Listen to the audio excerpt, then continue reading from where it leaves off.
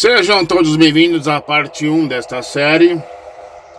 E deixando bem claro que nessa parte 1 eu vou mostrar para vocês quem é Lutero na visão protestante e quem é Lutero na visão católica. Como o emissário cristiano conheceu Lutero, a história de Lutero, né? E na parte 2 a gente começa a descer a madeira nesse cabra safado aí, entendeu? Deixando bem claro aí. Então eu vou pegar aqui um catecismo antigo de 1960, onde o catecismo aqui era dividido em volumes, né? Então eu encontrei esse volume 1 e eu vou mostrar para vocês na visão católica quem são os protestantes, né? Como o protestantismo enxerga Lutero. Vocês têm uma visão de ambas as partes, né? E na parte 2 a gente começa a pegar sujeirinha por baixo do tapete, os escândalos, igreja evangélica ajudando a Hitler a matar judeu, pastor evangélico matando judeu e bomba em cima de bomba, cara. Entendeu? Só batata quente. Então vamos embora pro estudo aí, gente. Bem, eu particularmente comecei a conhecer a história de Lutero através deste filme, né? Eu confesso a vocês que eu assisti esse filme umas 10, 20 vezes, de tão revolucionário que Lutero foi. Mas era uma visão protestante. Eu achei incrível, tentei imitar Lutero em algumas coisas e fui bem sucedido, né? Aí eu senti na pele o que é ser perseguido pelo sistema religioso, porque eu, emissário cristiano, imitei, bati de frente com o sistema religioso do qual eu pertencia antes, assistindo Lutero neste filme. Também assisti a versão em preto e branco. Esta é a versão em preto e branco, também assisti também. Então eu, emissário cristiano, comecei a criar minhas 95 teses atualizadas do sistema religioso protestante do qual eu pertencia nessa época. E uma dessas tentativas de copiar Lutero, eu também fiz isso na igreja a qual eu pertencia. Só que eu não fui pregar as minhas teses atualizadas contra um sistema religioso pregando na porta da igreja onde eu frequentava. Eu tirei várias xerox, e coloquei e joguei por baixo da porta, né? Enfim, aquela porta de empresa, né? Que você corre, né? O resultado disso foi que eu fui expulso da igreja por ensinar heresia, né? Aconteceu comigo parecido com o que aconteceu com o Lutero, né? Só que aí os caras queriam matar Lutero, prender ele, né? Não chegou a esse ponto. O que aconteceu comigo foi que marcaram uma reuniãozinha comigo na igreja, né? Colocaram eu no banco, eu tinha lá as testemunhas, os obreiros, né? E a dirigente da igreja me julgou ali, eu fui condenado a ser expulso da igreja. Da mesma forma, com legalismo, eles assim, ó, pá, você é um herege, você não concorda com a doutrina da igreja, emissário cristiano. Só que não era conhecido como emissário cristiano, né? O cristiano não concorda com a sã doutrina da igreja que foi revelada pelo missionário Davi Miranda. E aí eu fui expulso da igreja. Depois dessa reuniãozinha, um obreiro que estava de frente para mim, né, disse o seguinte: Cristiano, você estava certo nas suas palavras e a irmã dirigente estava errada, entendeu? Então você percebe que as pessoas ali de cargo, né, obreiros e obreiras, estão ali como bodes expiatórios. Eles também não concordam com o sistema, mas também eles não têm coragem de bater de frente. Mas o cristiano que teve a coragem, né? Aqui é praticamente um gráfico do que aconteceu depois dessa tal reforma protestante, né? Todos saíram da católica, foram para a evangélica, luterana, depois foi para outra, e cada um fala assim, ó, eu sou assembleano, Eu sou da Batista, eu sou católica, eu sou Congregação Cristã no Brasil, eu sou universal, eu sou anglicano, eu sou adventista e você, eu sou a mãe de todos vocês, a Babilônia, né? Quer dizer, houve apostasia, praticamente, né?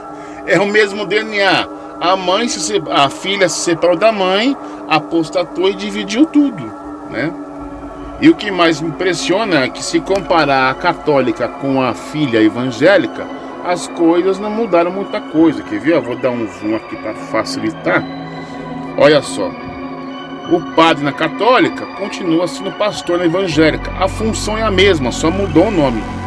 Olha lá, sacristão virou diácono, missa virou culto, altar virou púlpito, sermão, pregação, paróquia, campo, sé, matriz, bispo ficou também, batismo cá, batismo lá, eucaristia, santa ceia, mesa de preposição, mesa da ceia, dízimo também, oferta, coral, também tem coral, frente para os fundos, missa campal, culto ao ar livre, hóstia, pão e suco de uva, catequese, escola dominical, cânticos, aqui é louvores, fiéis, aqui é chamado de membros, madres, aqui é grupo das irmãs de oração, né? A quermesse, aqui é festividades. Percebe aqui, é o mesmo DNA, né? E sendo o mesmo DNA, você percebe que mudou só os nomes das funções, mas a função continua sendo a mesma, né? Como diz aquele provérbio, tal mãe, tal filha. E por incrível que pareça, né, os protestantes, eles comemoram no dia 31 de outubro, o dia dos protestantes. Aí o que aconteceu é aquilo que eu acabei de falar, ó. Padre virou pastor. Olha só o que mudou, gente, com a reforma protestante. Batina virou terno, missa virou culto, hóstia virou ceia, rezar virou orar, promessa virou voto, fiéis viraram membros, sermão virou pregação, novena virou campanha, excomungado virou excluído, água benta virou óleo ungido, eucaristia virou santa ceia. Que mais aqui? Catecismo virou estudo bíblico, ou escola dominical, escola sabatina, por aí vai, né? Cardeal virou pastor presidente, infabilidade papal virou infabilidade pastoral, e dízimo virou dízimo mesmo, porque ninguém quer desmamar dessa teta, não é verdade? Então não reformou coisíssima nenhuma. A reforma de Lutero foi uma reforma frustrada. Esta aqui é também mais uma comparação bem interessante daquilo que Lutero fez pelos protestantes, né? Aqui temos aqui vou dar um gráfico aqui. O que Jesus queria? Ele queria o quê? Uma igreja reunida, né? Só que com a rebelião de Lutero, o que a igreja ficou? Assim. Cada um pegou um pedaço da pizza e escolheu qual sabor é mais agradável. É como se fosse um rodízio de comida. Cada um pega um prato, monta ali com os alimentos que mais lhe agradam o paladar e vai comer. E o outro que está atrás na fila vai montar um outro prato diferente do outro que pegou na frente. E ficou essa zona que é hoje em dia, né? E que do protestantismo, né? Que sobrou aí? Um monte de igrejas espalhadas pelo Brasil. E é uma grande comparação, ó. Prostituição, o ato de se fazer por dinheiro aquilo que deveria ser feito por amor. Qualquer semelhança com o sistema religioso não é mera coincidência, né? Então o que acontece é que você vê uma prostituta representando as igrejas protestantes de hoje, onde cada esquina tem uma ali encostada na esquina, no bairrozinho, no centro, enfim. Cada um vende um milagre, né? Cada um vende aquilo que deveria ser por amor, né? De graça a receber, de graça a dar e deveria. Mas hoje em dia cobrai aquilo que você recebe, né? De graça dos céus, enfim, né? Aqui temos também uma comparação bem interessante com o protestantismo, né? Protestantismo é como um buffet. As pessoas pegam o que gostam e ignoram o resto. É aquela velha questão, eu creio nisso, você crê em outra coisa. As pessoas escolhem as suas crenças, as suas verdades, as suas bíblias, as suas traduções, a igreja que quer frequentar. Enfim, né? Cada um monta o seu prato ali, vai comer, se satisfaz, né? Vira os olhos tão gostoso. Essa aqui é a presbiteriana, não, essa aqui é adventista, eu quero adventista. Não, essa aqui é universal, eu quero universal. Essa aqui é Deus é amor. Essa aqui é a Assembleia de Belém, não, eu quero a Madureira. Não, eu quero a Quadrangular, não, eu quero a Renascer. Então só vou pegar a Renascer. Não, eu vou pegar um pouquinho de cada. É assim. As pessoas resolvem, decidem acreditar naquilo que convém elas, né? E não, né? Enfim. Esta ilustração, ela traz uma realidade nua e crua dos protestantes, principalmente em redes sociais como WhatsApp, Facebook, grupos em geral, ou até no meio da rua, né? Os protestantes, eles se matam entre si, né? Aí tem até um texto bíblico aqui, ó, Romanos 16, 17. Rogo-vos, irmãos, que desconfieis daqueles que causam divisões e escândalos, apartando-se da doutrina que recebestes, evita-os. Evita-os! Desconfiem daqueles que causam divisões. E quem que é o autor das divisões? Os protestantes. Quem é o autor da divisão? Lutero. Aí você observa aqui, eu aceito imagens. Seu pai é o demônio, raça de víbora. Eu expulso vários demônios. Mentiroso. Eu que expulso muitos demônios. Eu guardo domingo. Eu guardo sábado.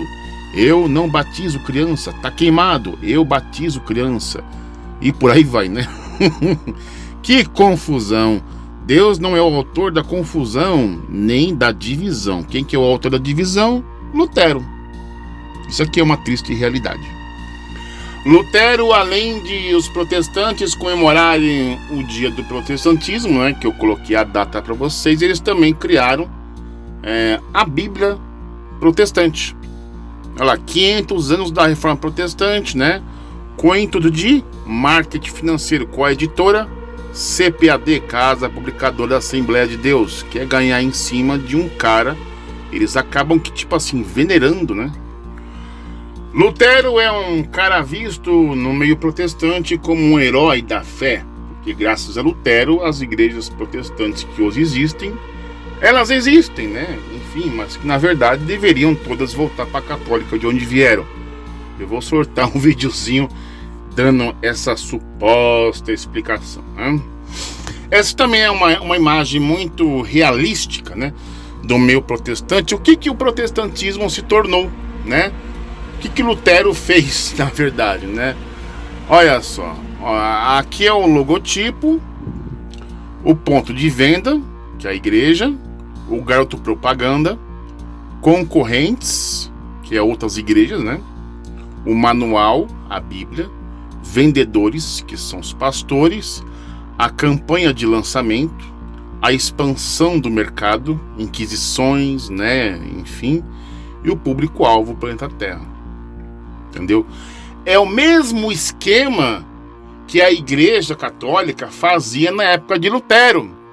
A Igreja Católica era um ponto comercial onde as pessoas ganhavam em cima das pessoas. Por quê? Porque quem assistiu esse filme aqui vai mostrar algumas imagens com este suposto padre aqui, ó, vendendo lá indulgências, né, colocando a moedinha no gasofilácio para a pessoa ser liberta lá do purgatório. Pessoas comprando bugigangas religiosas, etc. Então, por assim dizer, a católica na época fazia o mesmo esqueminha de marketing que algumas igrejas fazem hoje em dia, né? Isso aqui é também uma imagem interessante. Um momento em que tudo começou a dar errado no Brasil, né? Quando o Brasil foi descoberto, na verdade, o Brasil foi invadido, né, pelos católicos lá portugueses que estupravam as índias, matavam os maridos e obrigavam eles a aceitar Jesus, a serem católicos, né? Enfim, ia crescer o Brasil. O Brasil foi invadido, né, gente? Não foi descoberto coisa nenhuma, né? E aqui também, finalizando, nós temos aqui a chamada Inquisição Católica e a Inquisição Protestante. Tal mãe, tal filha, né?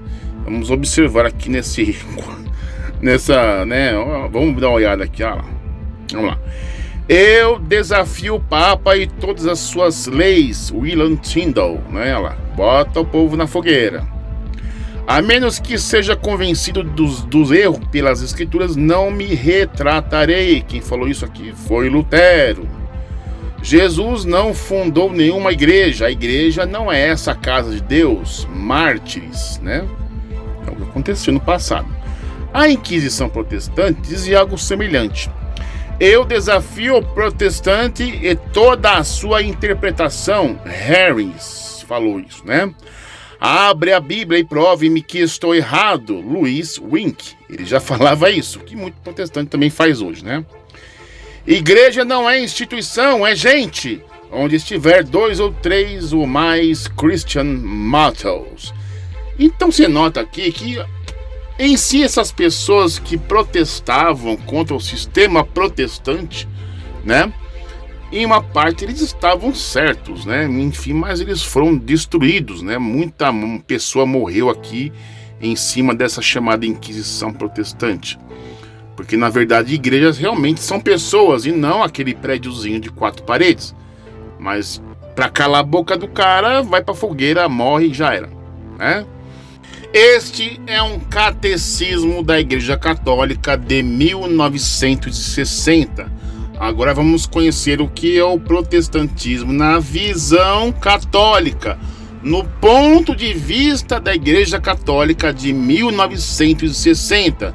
Vimos aí quem foi Lutero na visão protestante. Agora vamos ver no ponto de vista católico. Lembrando que isso aqui é um catecismo de 1960. No caso aqui, volume 1, aqui, ó.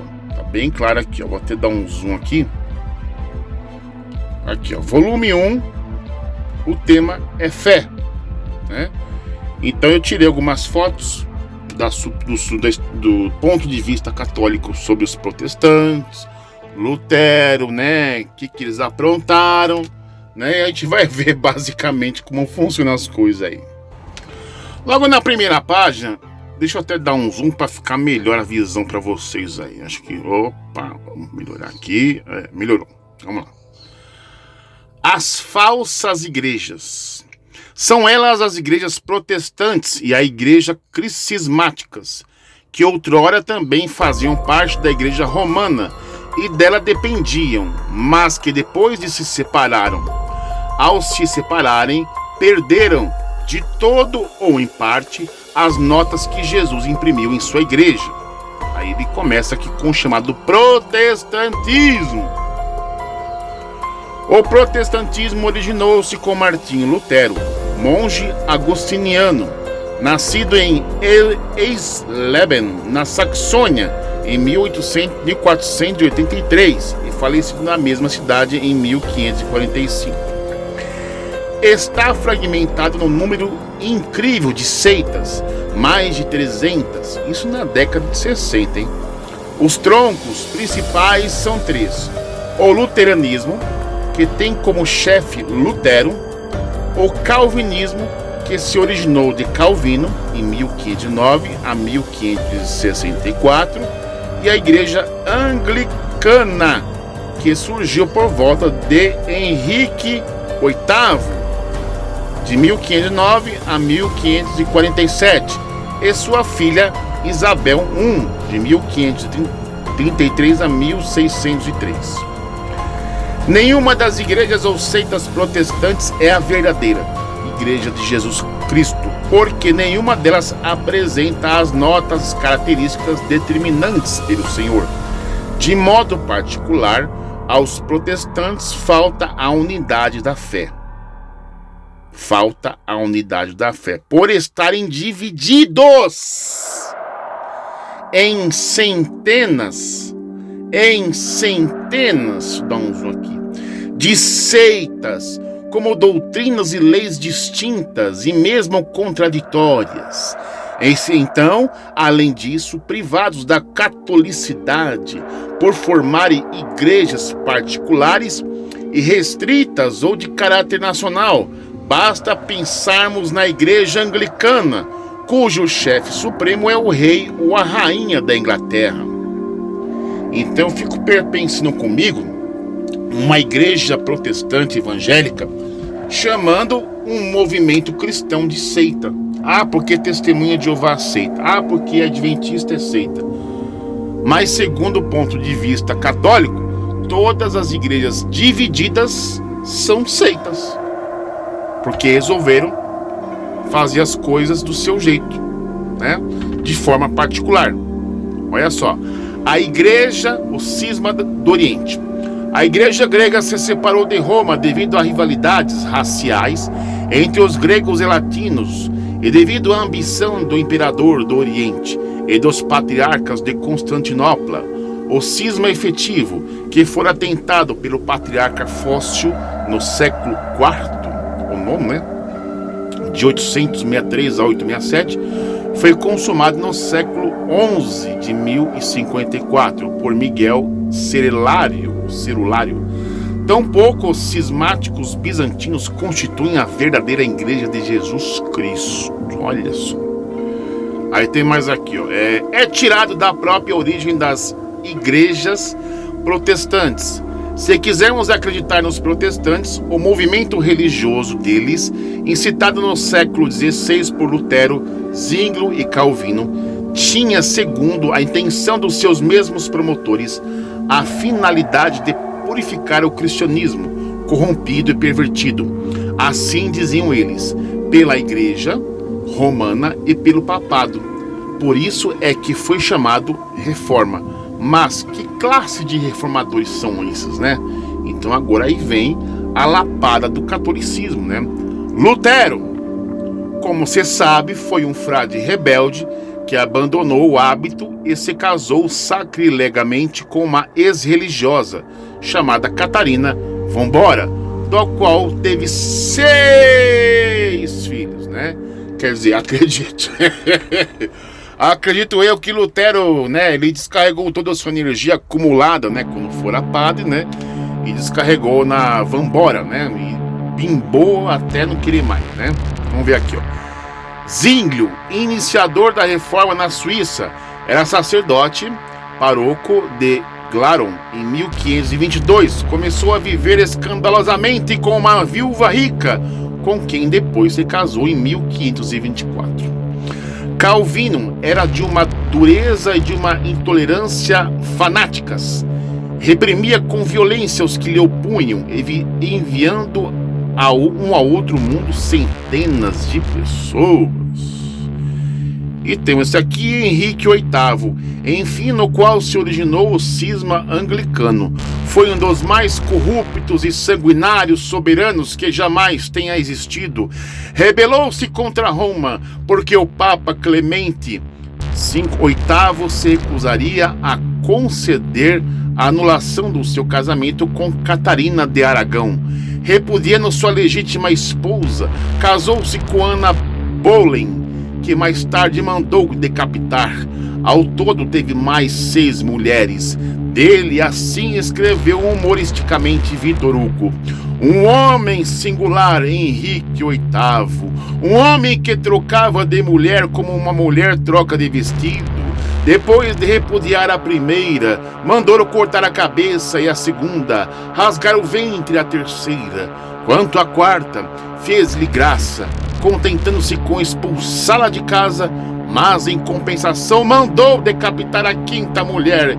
E isso não é o conto da Barba Azul, é a história de Henrique VIII. Será possível que a reforma da Igreja de Deus tenha sido efetuada por homens dessa espécie, indignos do próprio nome de cristãos? Gente, tá vendo? Aqui a Igreja Católica desce na lapada. Que tipo de pessoas são cristãos como essa? Que testemunho, hein? É o chamado testemunho desses cristãos aí, que incitou aí o protestantismo. Olha só de que forma nasceu o protestantismo, né? Impressionante. É uma vergonha.